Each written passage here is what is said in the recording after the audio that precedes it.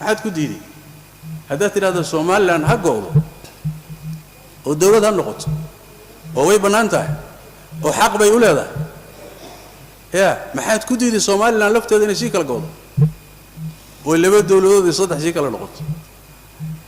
maxaad ku diiday hadday Puntland ha go'do aad tidhaahdo Puntland inay sii kala go'do maxaad ku diiday Soomaa koonfur galbeed haddaad tidhaahdo dawlad ha noqoto ha ka go'do Soomaaliya inay sii kala go'dona ogolow maxaad ku diiday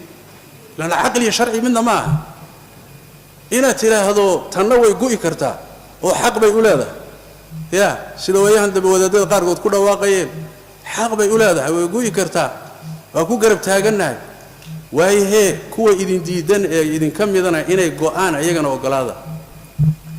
tan daliilkaad u hesheen baa tan u helaysaan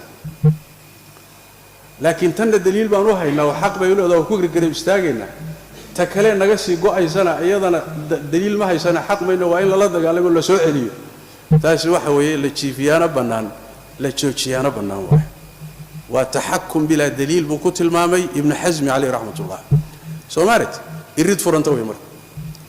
ilaa marka ugu dambaysa waxay gaaraysaa haddaad mabda'a ogolaato taageerto waxay gaaraysaa marka ugu dambaysa aad ogolaato nin walba iyo reerkiisa iyo qoyskiisa iyo tuuladiisu madaxweyne ka yahay وما حد قد يديت سوما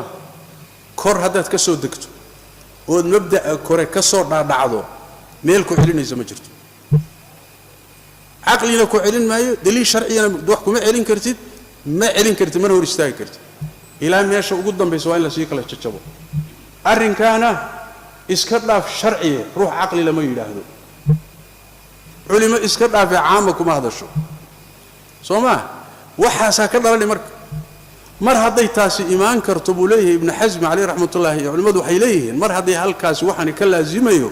حلكا كره هل تشوه هلقو عليو